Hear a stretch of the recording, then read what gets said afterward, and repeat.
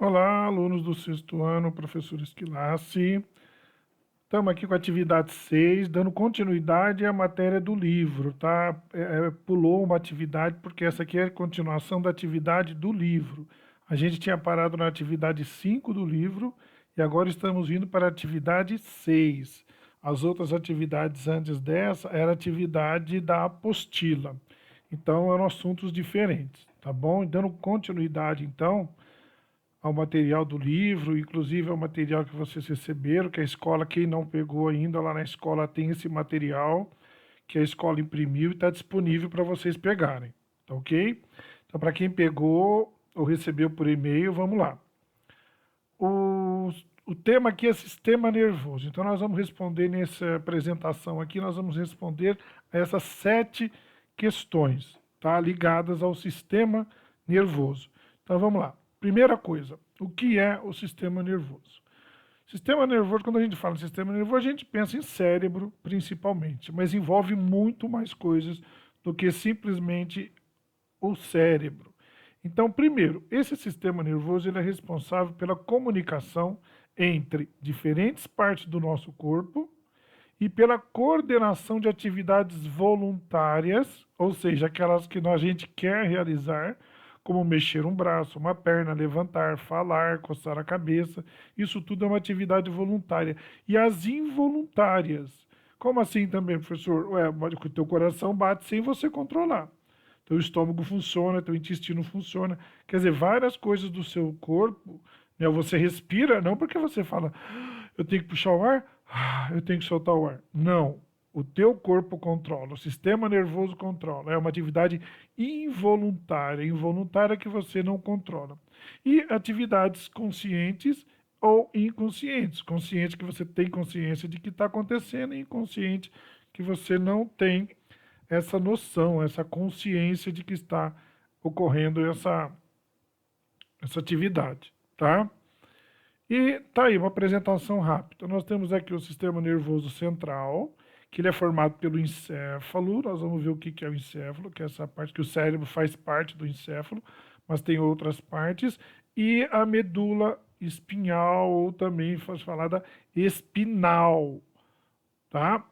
E além do sistema nervoso central, nós temos o sistema nervoso periférico, que são os gânglios, são essas estruturas aqui saindo da medula espinal, e os nervos, que chegam a todas as partes do corpo. Então, quando você pisa num cigarro aceso ou pisa numa pedrinha, tipo essa semana eu estava caminhando, eu pisei num prego. Se eu não tivesse esse sistema nervoso periférico, eu não sentiria o prego quase entrando na pele na sola do meu pé, tá? Então, eles nos faz perceber o ambiente, tá? Então é isso. Então vamos lá. Deu para entender? Sistema nervoso central, encéfalo e medula espinal, que é o que está aqui meio em laranja, e o sistema periférico, os gânglios e os nervos. E aqui uma representação de um corpo, né? Uma mulher. Então você tem aqui todo o encéfalo, aqui é só o sistema nervoso central. E a medula espinal. Por que eu pus essa imagem? Porque você olha aqui, isso aqui é a coluna vertebral, tá? Que é uma característica dos vertebrados, nós vamos ver um pouquinho depois no final. Então, ele fica dentro aqui.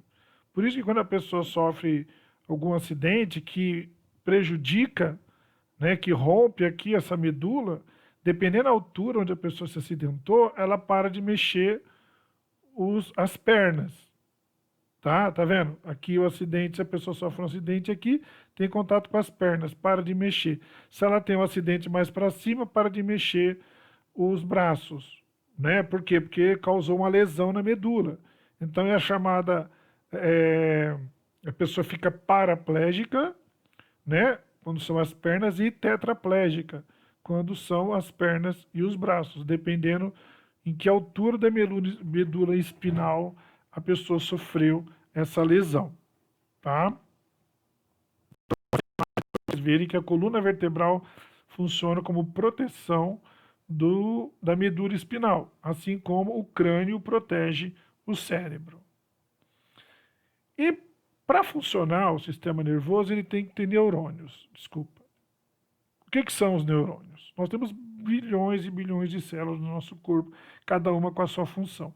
No caso do sistema nervoso, os responsáveis, as células responsáveis são os neurônios. O que elas fazem? Elas são responsáveis pela transmissão dos impulsos nervosos. E elas são constituídas basicamente por três estruturas. Opa, desculpa. O corpo celular, que é essa parte aqui na frente, onde nós temos um núcleo, lembrando que isso aqui é uma célula. Então ela tem o núcleo, e aqui dentro nós temos as organelas, tá? Nós temos os dendritos, tá?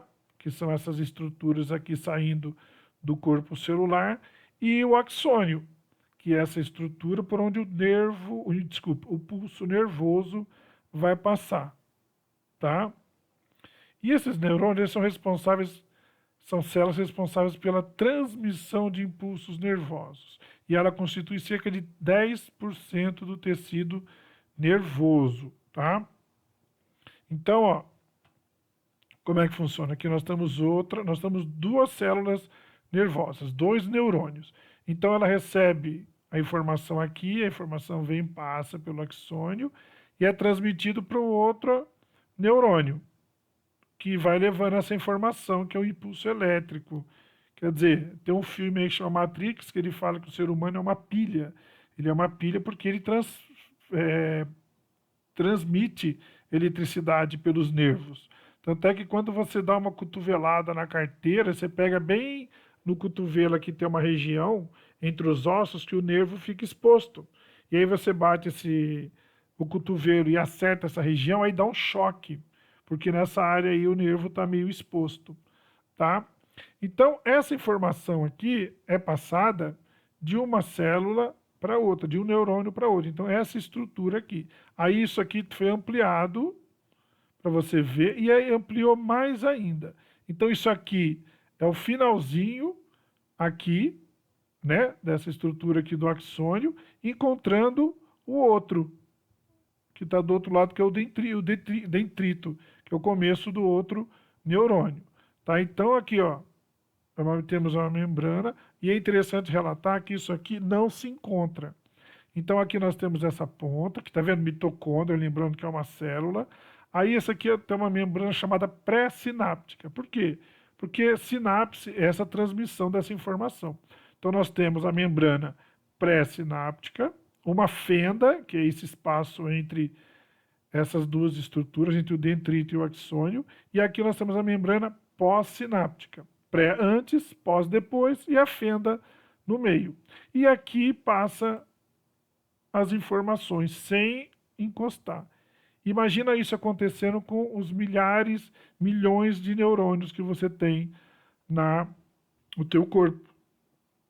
Tá? E lembrando que como como isso ocorre de forma rápida. Porque quando eu pisei no prego, que eu estava caminhando, a primeira coisa que eu fiz foi levantar o pé. Né? Porque senão, se eu continuasse andando, o prego poderia ter entrado na minha sola do pé, o que não aconteceu. Porque eu tive ali um reflexo, né? Eu tive uma ação, né? Minha pele sentiu o prego, mandou a informação para o meu cérebro mandou uma informação para o meu músculo da perna para puxar o pé e tirar ele do chão. E não ter perigo do prego entrar na minha sola do pé, e aí o prego podia até estar contaminado, né, com o tétano, né, e podia me deixar doente.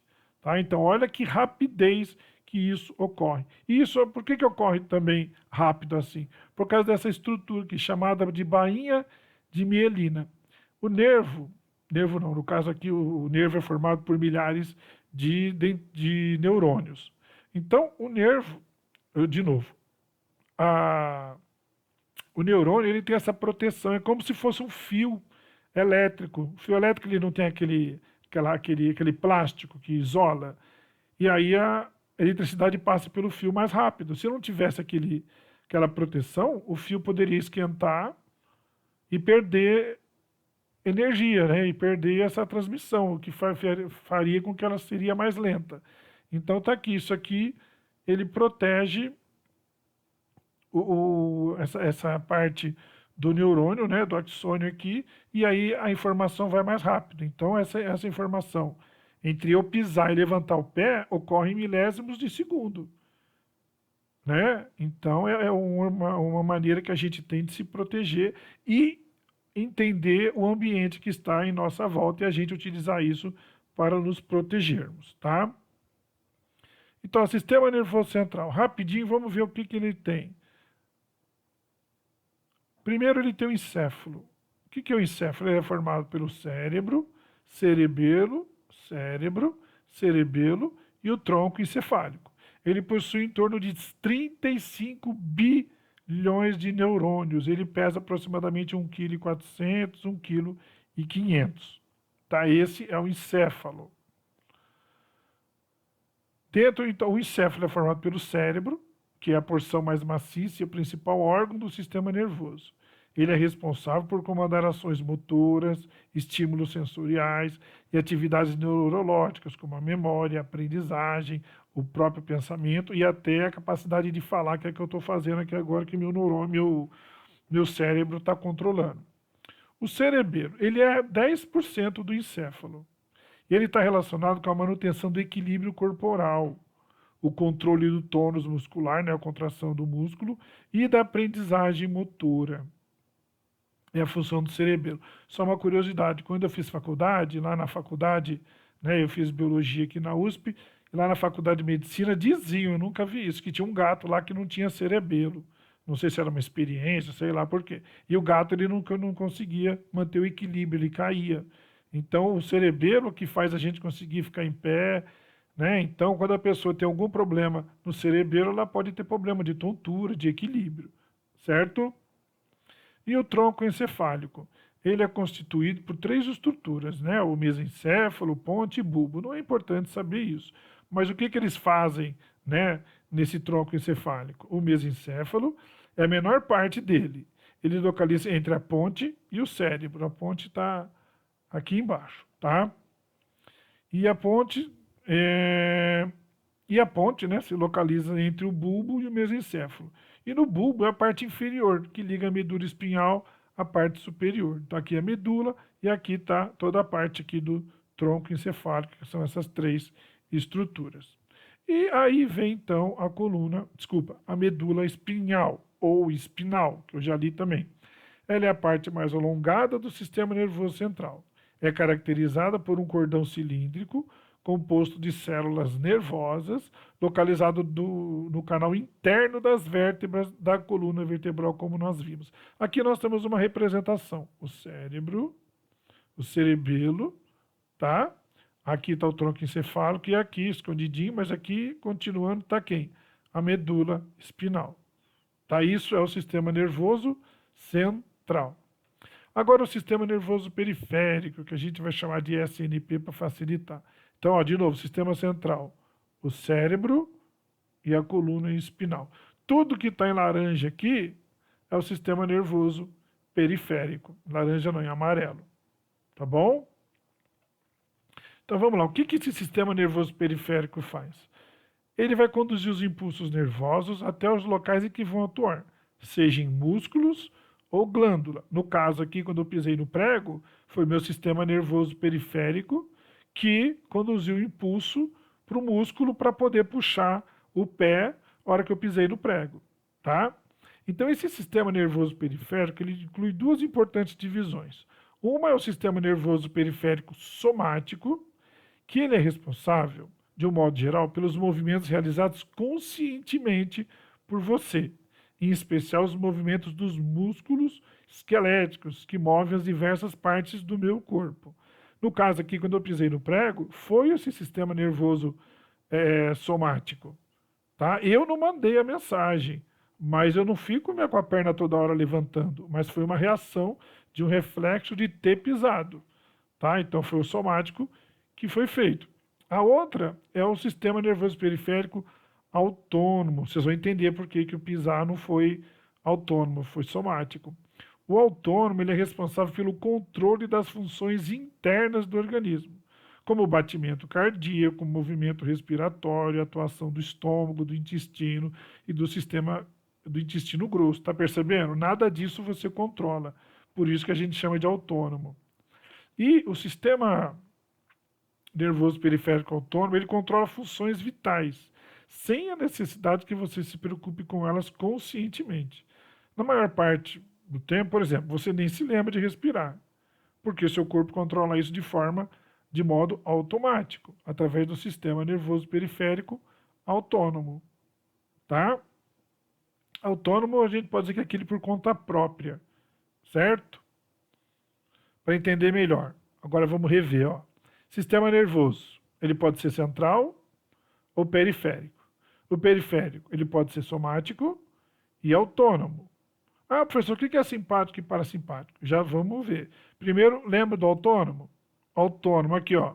Eu ando de bicicleta, eu faço exercício, eu estou correndo, eu estou me alongando, eu estou nadando, eu estou correndo, eu estou fazendo outro exercício, eu estou andando de bicicleta de novo, eu estou na academia. Tudo isso eu controlo esses movimentos, então é o somático. O autônomo, não sou eu que controlo. E olha que interessante, esse autônomo eu posso dividir em duas partes, o simpático e o parasimpático. Vamos ver aqui, seguindo. Ó, simpático. Olha que interessante, o sistema nervoso simpático e parasimpático.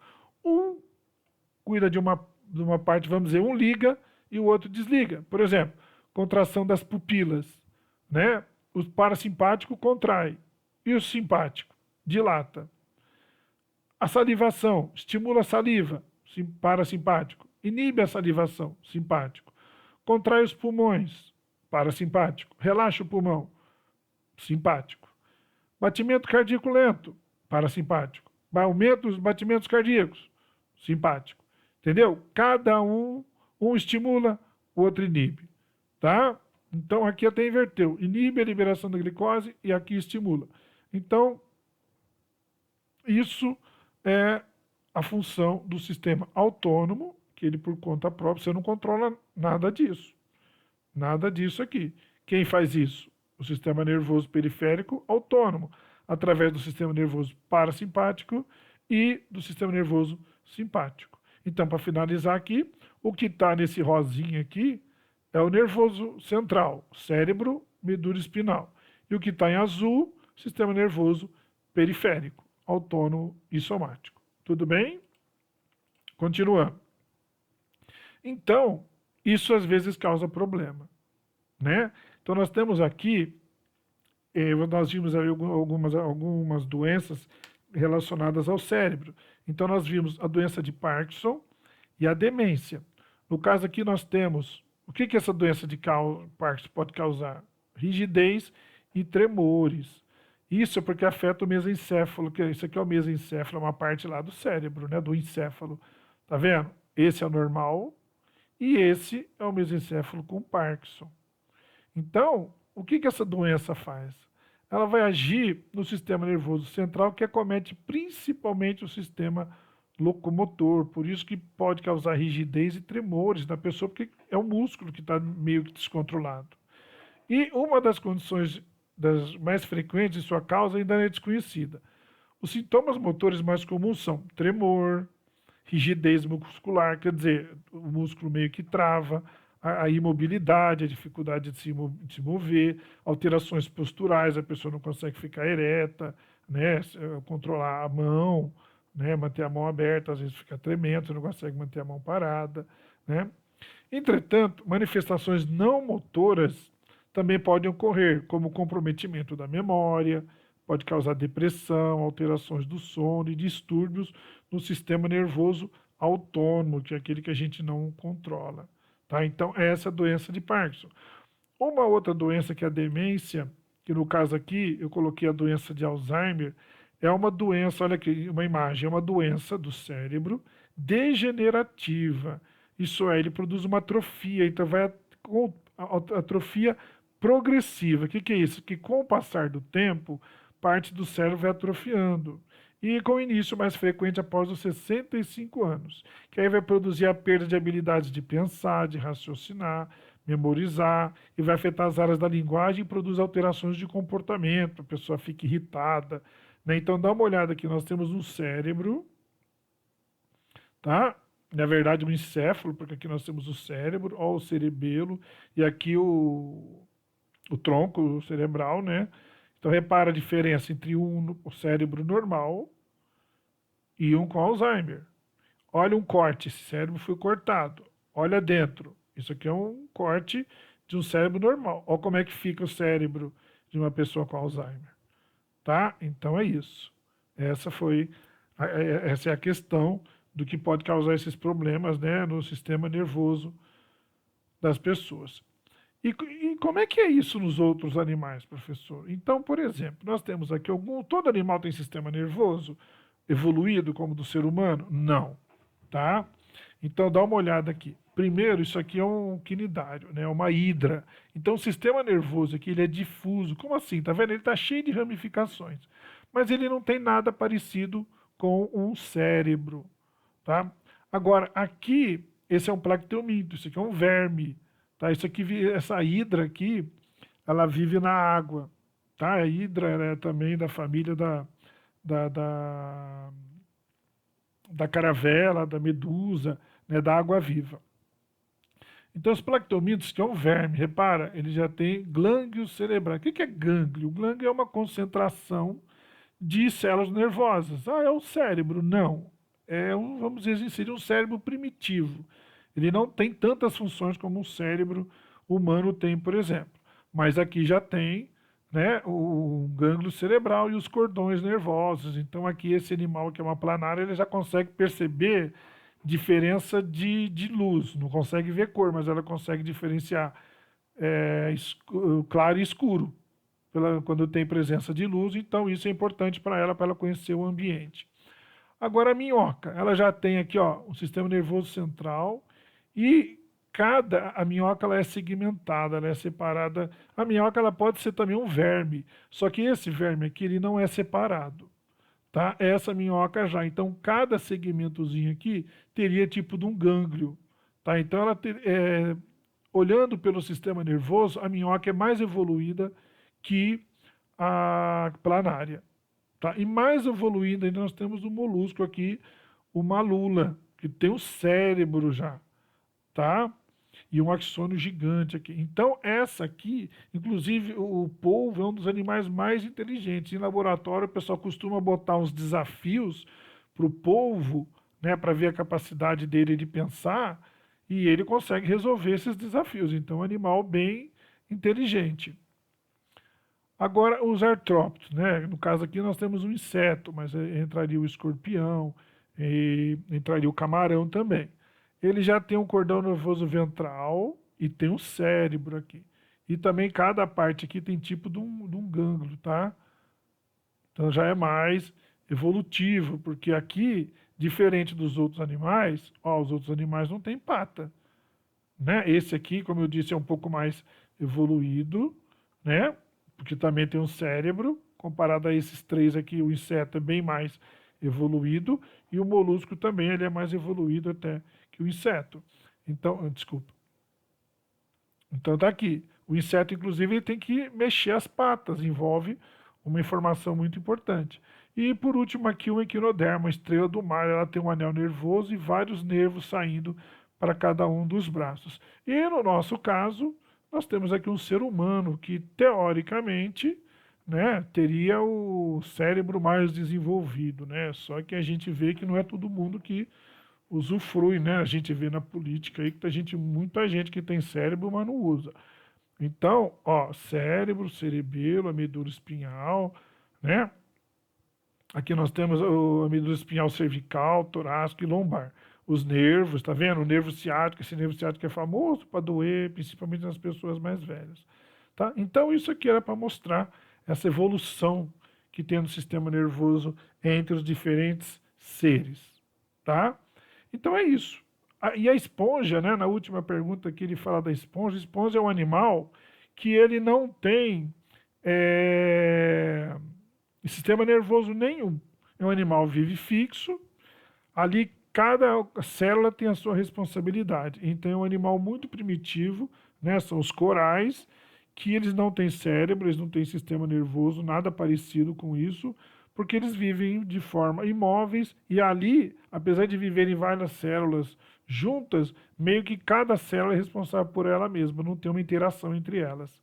E isso é importante, uma das coisas importantes do sistema nervoso é a percepção do meio que a gente vive, né? A gente vive num meio onde está quente, está frio, está calor, eu posso estar queimando minha mão. Então, tudo isso com os nossos sentidos, eu posso sentir cheiro de um gás que vazou, eu posso sentir cheiro de uma coisa pegando fogo. Então, esses sentidos faz a gente reconhecer o ambiente que nós estamos, né? A gente pode ver também. Então, nós temos os sentidos do tato, a visão, o olfato pelo cheiro, né? A audição, eu posso ouvir e posso também sentir. Eu posso comer uma comida podre, ela não pode estar com cheiro de podre, mas o gosto está ruim. Então eu posso me prevenir de uma doença não, de um mal-estar, de uma ânsia de vômito, alguma coisa, por esse, no caso do paladar. Mas todos esses sentidos fazem com que a gente conheça o ambiente em que nós estamos inseridos, tá? Então é isso, gente. O sistema nervoso é isso e ele é muito importante. E só uma dica em relação a alguma das doenças aí, é sempre importante a gente estar usando o cérebro conforme vai ficando mais velho, fazer algumas atividades que faz o cérebro funcionar. Porque se a pessoa fica o dia inteiro, às vezes, vendo televisão, não põe o cérebro para funcionar, isso pode, vamos dizer assim, ajudar a ter problema, porque o cérebro não está sendo usado de forma mais constante. Tá bom? Gente, esse era o recado. Valeu por assistir a aula. Um abraço e até a próxima atividade. Tchau!